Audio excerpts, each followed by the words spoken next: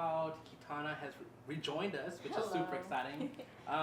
But today, this episode, we are talking to inspiring women who are making an impact in their personal lives as well as their career. So today we have a very special guest. She is a nursing student graduating this May. We're happy to have her from the College of Nursing, and she is a superstar. And we're going to talk about all the ways she shines in a second. But give a warm Jaguar welcome to Miss Angela Taylor. Hi. How's it going? How are you? Good. Tired. Busy. Yes. Thank you so much for being here. But diving right in, tell us a little bit about yourself and how you ended up in Augusta University's College of Nursing. Well, I am a mom of three and an Army veteran. My husband's still in the Army, so we moved here from Hawaii. He's stationed at Fort Gordon, and we were able to make it work so that while he went off to other places, the family stayed here, and I was able to do school. That's awesome. So how does the Hawaii weather compare to Georgia weather? You know, it rains every day, and I really don't mind it because it's warm rain. The coolest thing is you only need one wardrobe all year round, because if it drops to be below 70, everyone's like pulling out their winters, you know, but it doesn't usually do that. So flip-flops, lots of flip-flops. I love warm weather. Can't wait. Springtime is like my time of year to shine. I'm not a fan of, especially the weather that we're having right now, where like some days it's cold and in the morning you'll be freezing, but then by the afternoon it's like regular Georgia hot weather. So what led you to deciding to serve in the Army? Well, I was a manager for Starbucks. I had my firstborn. She's now 12. And honestly, I was looking for more financial stability. I was kind of losing interest in the corporate world. I had a choice of either going back to school and taking out a whole bunch of loans or serving in the military. Fortunately, one of my dreams had always been to learn another language, and there was an opportunity for me to get paid to learn another language and earn a degree in the process. So I jumped on it, and that's what I did. Yeah, so you have your associates in Persian Farsi. Correct. What was it like learning a different language? It's kind of like being force-fed a language through a fire hose. I went to the Defense Language Institute, and it's very fast-paced. Persian Farsi, when I was there, was categorized as a Cat 4 language, Cat 5 being the most difficult, like English. Oh, wow. And so you're learning to be proficient in a language in a very short period of time. And you're also going to learn other components of the job that I can't talk about, but it is very fast-paced. So what was that experience like being a linguist? Honestly, I've used the language more outside of the military than I did in. We were a part of the Married Army Couples program and moved to Hawaii, and I was the only Persian Farsi linguist on the island. So I did a lot of work with radios and fun things like trekking through the jungle and ruck marches, but it wasn't really like mission-based for me. We had our second child, and going from 1 to 2 really kind of amped things up. And we decided that I would get out and he would stay in, and I would potentially go back to school, get my nursing degree, and go back in as an Army nurse. So that was the plan, but life happens. This last year, I was actually diagnosed with multiple sclerosis. Oh. So now the Army won't take me back, but Sorry to hear that. it's okay. I'm still getting my nursing degree and doing what I want to do. and I don't have to get up every day and weigh a certain amount. So how was the transition back, I guess, into the civilian world and the civilian side of things? It took some time. You know, it was not only going from soldier to civilian, it was soldier to civilian with a newborn, again. And my oldest and my second are about 6 years apart. And so we hadn't done that in a while. And I was a stay-at-home mom for a few years. And, you know, I love my children and they're amazing. I love working. I like having that separation between work life and home life. And that was something that I learned and I didn't know before. I don't think I could have. What are some core values that you learned while serving? Honestly, integrity is a big one in our household, at least. We really strongly value integrity. Hard work. It's not how smart you are or how strong you are. It's the amount of effort you put behind something. You know, a person can be deemed really smart and that doesn't give them any room for growth. But you can tell a person they're hardworking and that gives them room to grow forever. So growth mindset, I guess. Yeah, that makes perfect sense. Yeah. And how do you balance being a mom of 3 and a wife while being in school? Because I heard our nursing program is not the easiest. It's not. So yeah, how do you balance that? You know, you hit the ground running every day.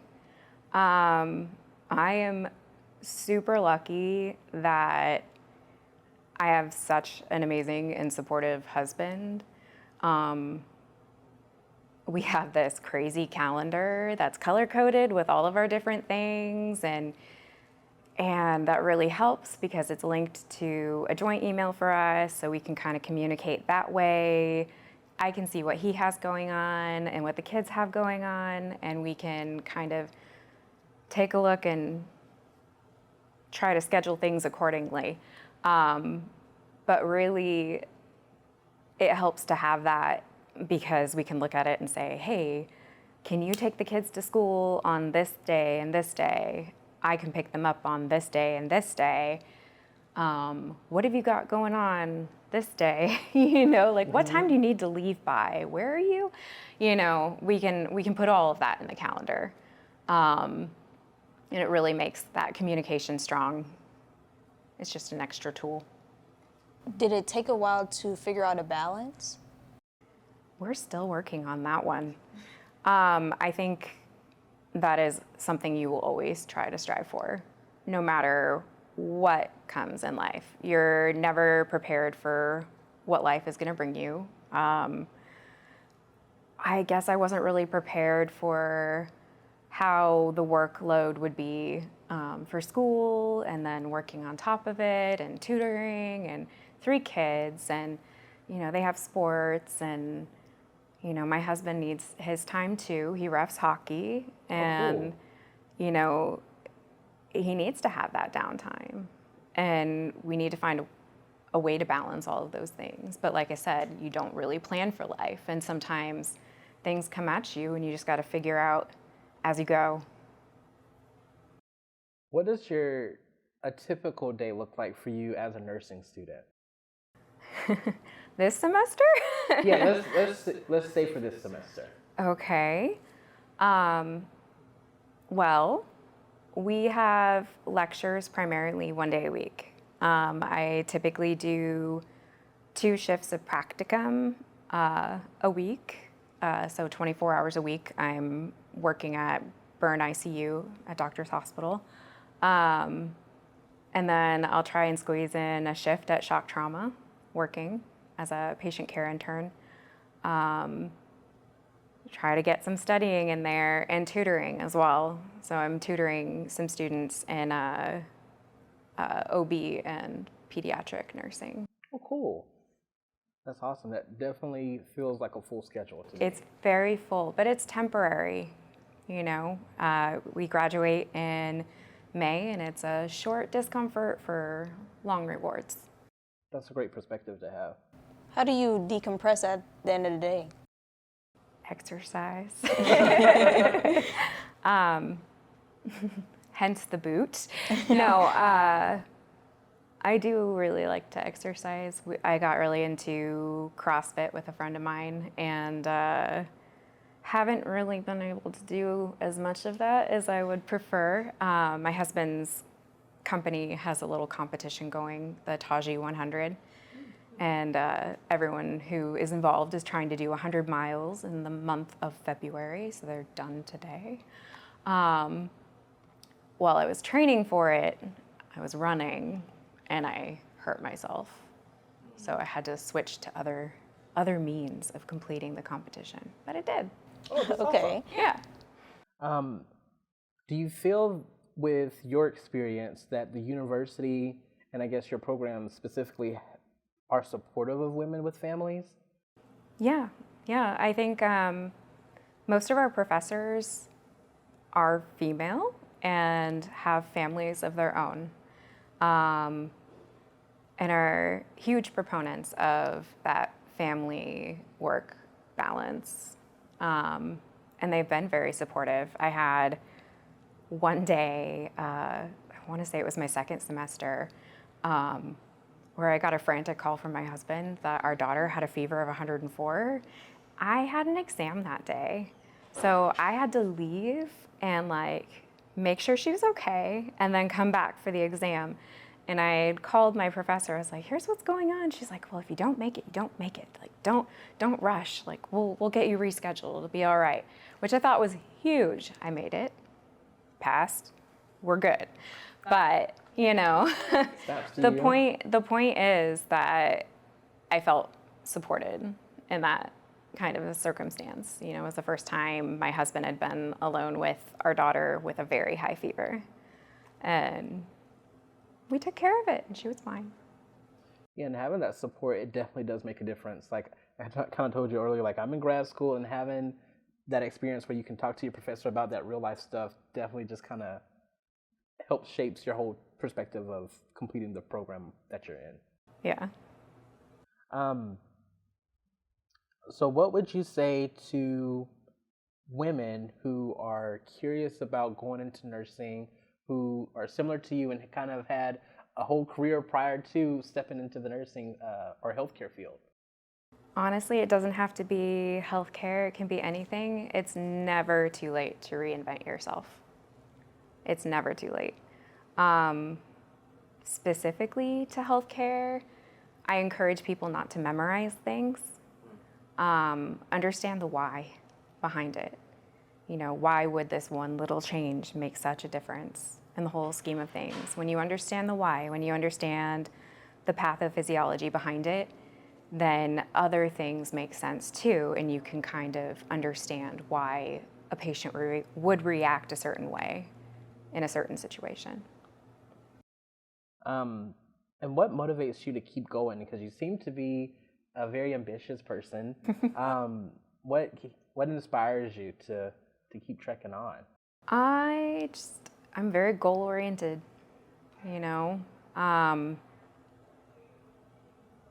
I had wanted to learn another language, and I did.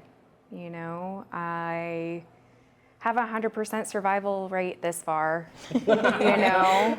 I'm still here. Yeah.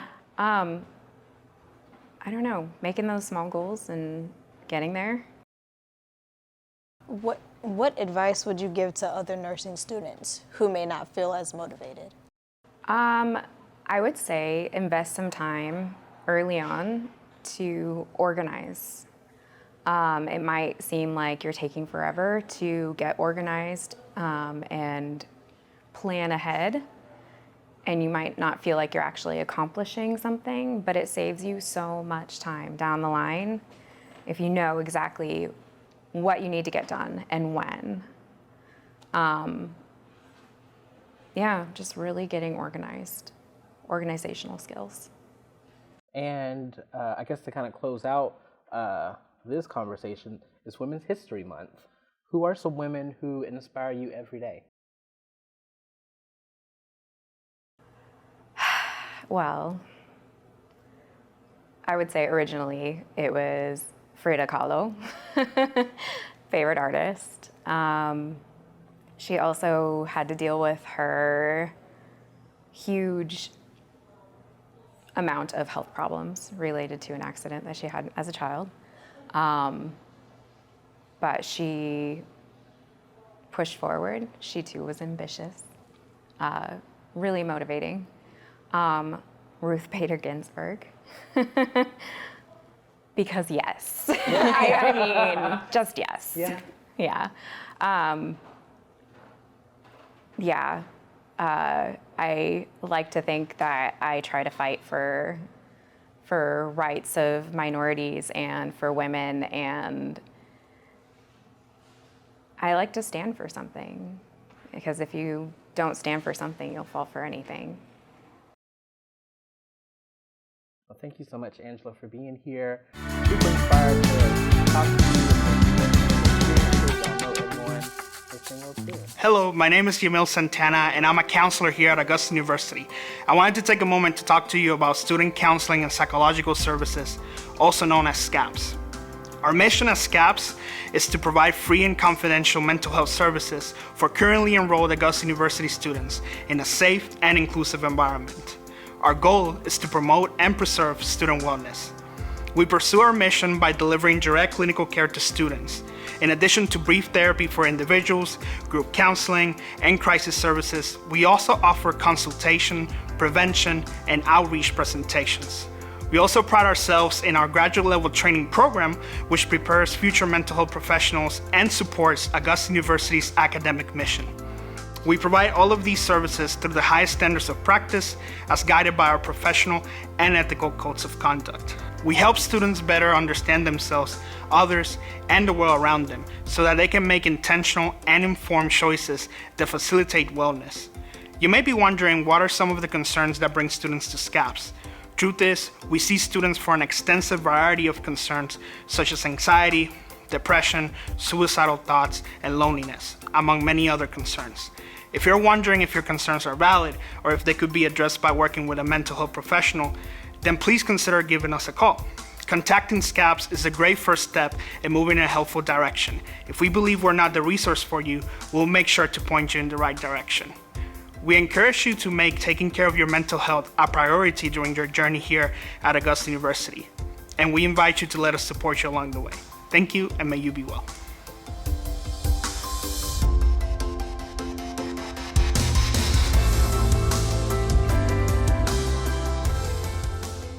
Welcome back, y'all, to In the Wild, and joining us on our Women's Day episode are two more special women who are doing some amazing things on the, cyber sciences side of the university. The first person that we have, you may have recognized her before. She is our Miss Augusta University, Miss Cierra Williams. And our second esteemed guest is an assistant professor for the School of Computer and Cyber Sciences. So give a warm Jaguar welcome to Dr. Dorai. How's it going, y'all? It's going good, thank you. Thanks for having us. Yes, thanks for being here today. Cierra, let's start off with you. How has it been being Miss AU so far? You're kind of like halfway, through your reign. It's been exciting. A little nervous, like seeing homecoming and seeing them give off their crowns. I'm like, oh no, it's almost time for me. But nonetheless, this has been an awesome reign. I've really enjoyed it. It's been busy. It's been crazy. I never would have thought I'd be able to balance all of it, but it's been so rewarding in every way. So. And you looked fabulous all throughout homecoming week, by the way. And I guess starting with you, Dr. Dorai, what was your experience like going through undergrad, and how did you know you're interested in computer and cyber sciences? Great. My undergraduation, it was in computer science and engineering, and it was back home in India. It was different. It was quite engaging. It was a 4-year program, and we had quite a lot to do with algorithms, to the fundamentals of computer science, to it just slowly took into the electronics and then the IT concepts. So all 4 years, it felt like, you're getting prepared for something that's big, that's coming. And made me feel quite prepared. That's awesome. What about you, Cierra? How did you know you were interested in the industry? So I actually originally wanted to be a hairstylist. Like, I was not interested in tech. I am one of those girly girls. I love makeup, love hair. This was not even in my books. But I actually had a really strong passion in math, and it was weird. I had a weird obsession with it, in a good way though. My math teachers would always, recommend things for me. They're like, Cierra, you should definitely try out engineering, because I always had a really strong math background, and I was one of those people that if I didn't get straight hundreds on my math tests, I would be crying, and it was crazy, and because I was like a serious nerd. But nonetheless, like my teachers, I had some really great teachers, and one of my math teacher, her husband actually was a programmer. So she was like, I'm gonna bring my husband here and I'm gonna show you some cool stuff he does. And I was like, this is so cool. Like, I really wanna learn how to do that. And then from then on, I took a computer science class. I loved it. I wasn't the best at it though, I will say. Starting off, I was like, there was only 2 girls in the class, and I just felt like I was in the class with a bunch of guys that were building computers at that point. I'm just now starting out. So it was a little bit intimidating, but nonetheless, I knew it was something that I wasn't the best at, but something I wanted to grow in and something I actually wanted to learn. And so from then on, I decided to get my undergrad in computer science. Do you see yourself pursuing a graduate program? Absolutely. So crazy. I didn't actually know that you were doing artificial intelligence research, but that is something that I've been super interested in and continuing a grad degree in. So. Sounds wonderful. So how did that compare to your experience of how you got first introduced to the, I guess, tech industry? Well, okay, I'm going to be honest here. Okay. So it was quite made by my parents that either, the path is engineering or medicine. Oh, okay. And I was pretty much prepared for engineering, and computers was pretty much, like the way to go back in 2000s. And I happened to be one of the good students, nice students, so ultimately ended up in a nice engineering college. That's what, brought me into this. But eventually, what I learned was this field is just amazing and mind-blowing, and it is the ultimate future that I could see. And the way that it complements all the other fields around the world, from anywhere from astroscience to medicine to robotics to everything pretty much that we see around, even the educational gadgets that you're using to what you call as educational apps, computer science has played a big and vital role. And eventually, the path became like, hey, when everyone is using this, what is the security component that surrounds it? And there comes cybersecurity, right? That kind of intrigued my interest in applying for a master's program. I got both my master's as well as my PhD from Florida State University, and both my degrees were in computer science. My dissertation, especially, it was in digital forensics. It uses applied machine learning, and that is what I'm working on currently. That's awesome. Switching gears a little bit, back to you, Cierra. We just wrapped up homecoming week. What were your thoughts on how the week went, the theme? It was a lot happening. It was crazy. That was my first homecoming week, like as royalty, and it was a lot, definitely, but really exciting. I felt like I've never really was so engaged in the just the university and just meeting people and just kind of exposing myself. It was really awesome, and I'm so grateful that I got to experience this right before I graduated. So. Yeah, I'm glad you had a great experience. I always have fun. At Jaguar Mania, because I was a judge. It was super awesome. fun. Jaguar Mania was awesome. Yes. Yeah, that like was great. all of the groups did so great. Yeah. But I want to say the ones who placed, they really went all out. That was hard. I would be a tough judge, because that right there was difficult to decide. He was a judge for the dancing. Mm-hmm. It was great. I don't know. It's always fun to see all of our students come together, because they're also talented in so many different ways. But I guess for dance, because I'm not a talented dancer at all, and I know some of them weren't, but just the effort that they put into it, just chef's kiss to them. Shout out to student life engagement for doing that. But I guess going back to our topic of conversation, Dr. Dorai, some of your research includes artificial intelligence, as Cierra mentioned. So one question that I had was, what are your thoughts on students using artificial intelligence, like in and outside the classroom for their schoolwork? Well, we are slowly having several courses that incorporates AI into it. And one of the goals that we have is how we can also have applied research, tied up parallelly into our courses.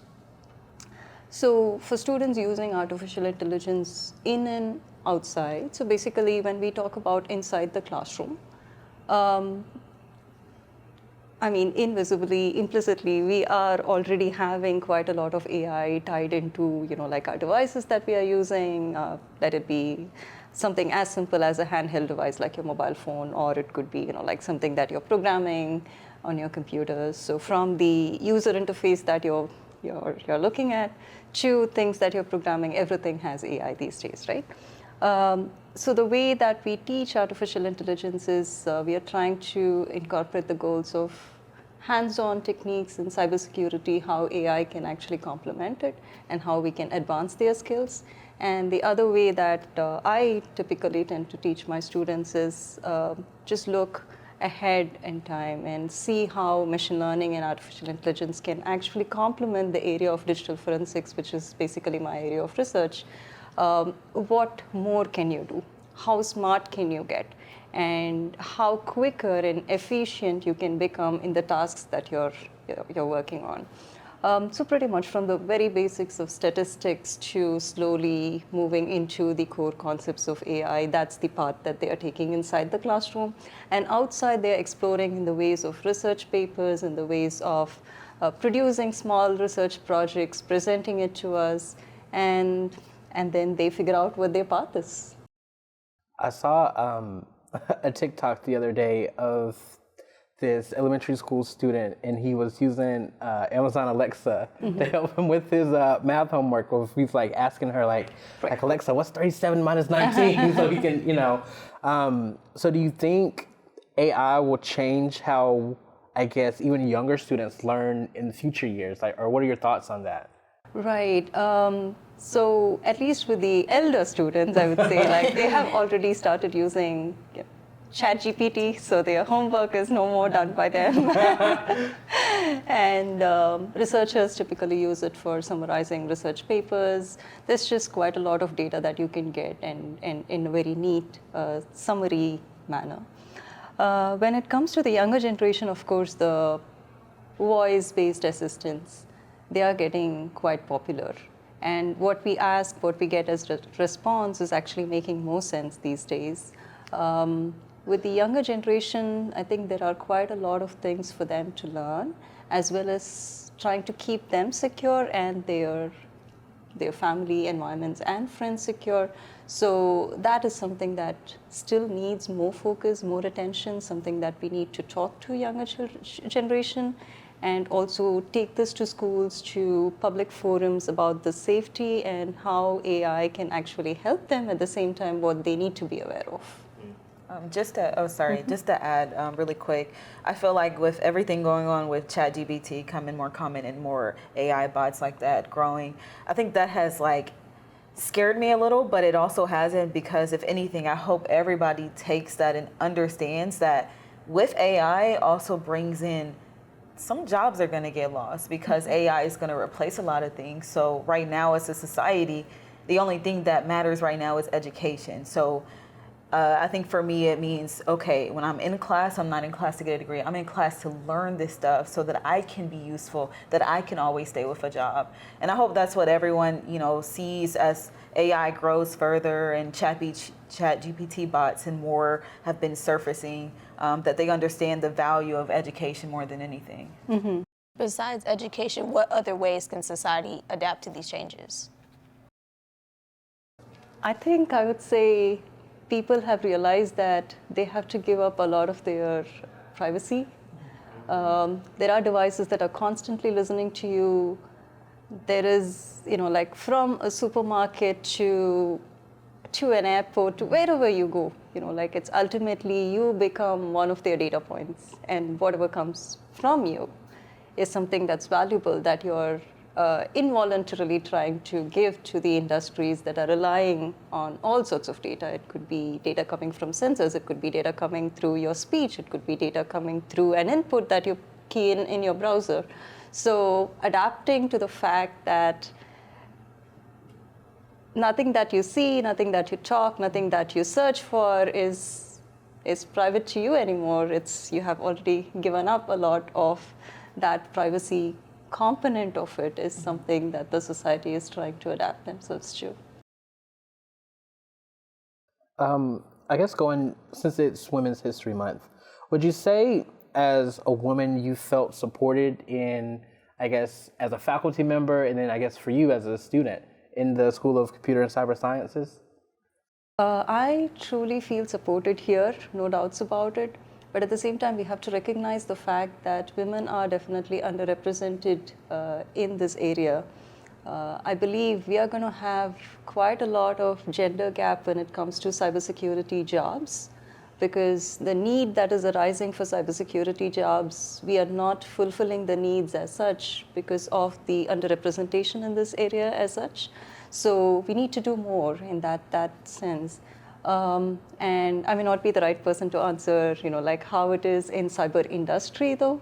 I think it'll be a common problem anywhere if we are not graduating as many cybersecurity engineers as the need arises. And taking it as a student perspective, I think that working, because I've worked in the cyber industry, I actually had practical work in there, but with AU, I felt so welcome, I do. But in the cyber industry, not so much. I feel like a minority, but here I don't. And even though I am, and I know I am among maybe the 3 women that are typically in my classes, I feel supported. The faculty here truly does. They're giving me, they're enabling me, and they help support me. So, I mean, like you said, like it is the truth that there will always be a gender gap that we have to work on as a society to close.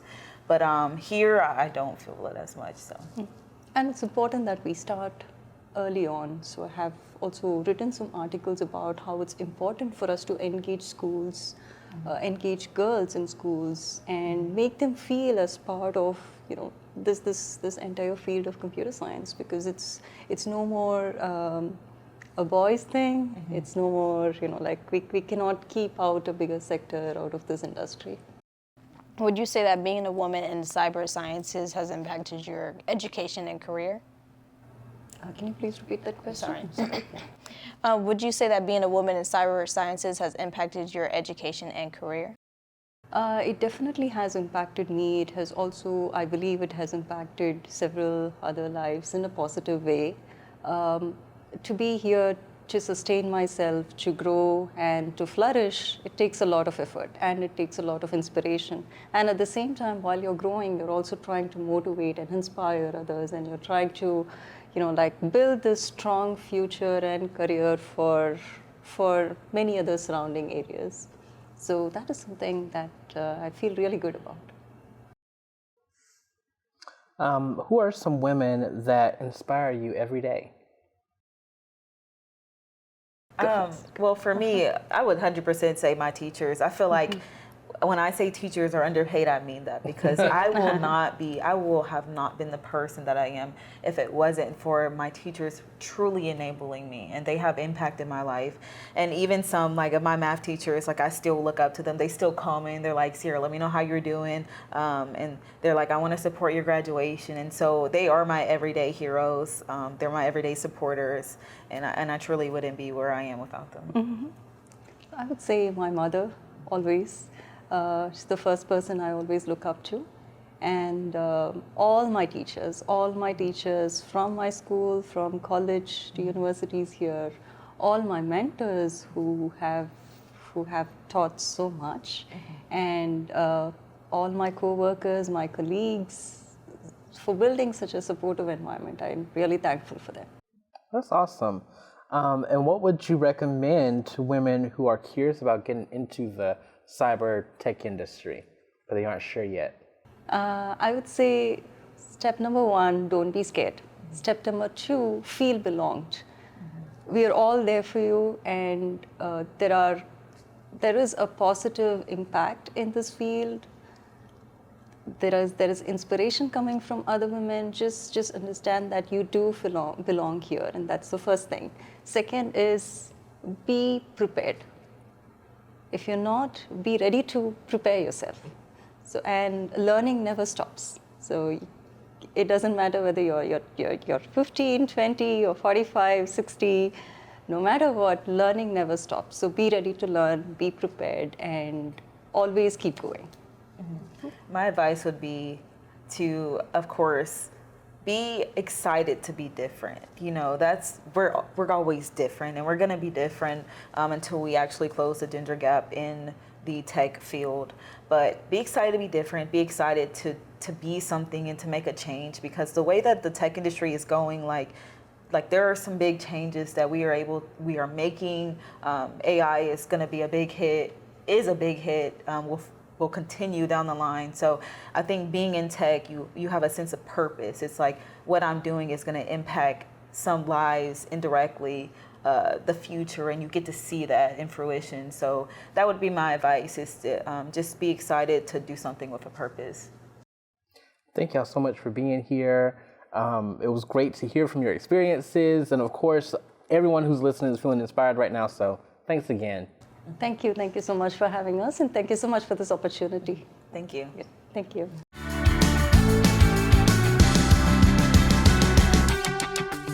Hi, my name is Bethany, and I'm excited to share with you about the Center for Writing Excellence at Augusta University.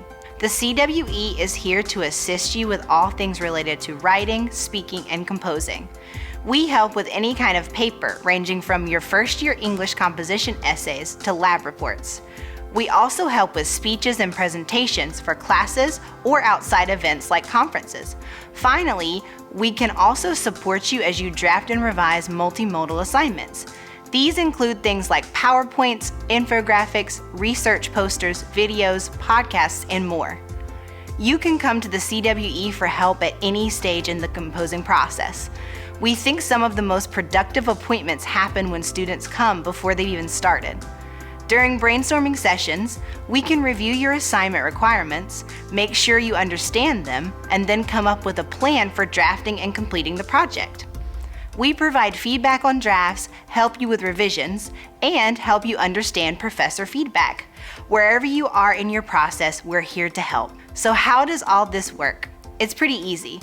The CWE is completely free to students, and you can book up to 1 appointment per day during your time at AU. Sessions are typically one-on-one and last about 45 minutes. You can come see us in person or online. For online sessions, you can do a live video chat or opt to get written feedback from a consultant. The CWE is staffed by friendly peer consultants, mostly made up of AU undergraduates who have received training in the discipline of writing.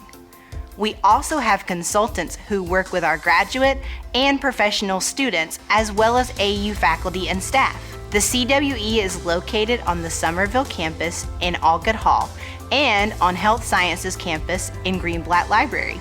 And of course, you can also meet with us online from wherever you're at. Learn more about the CWE on our website listed on the screen, and follow us on Instagram at AUG_CWE. We can't wait to work with you and wish you the best on your AU journey.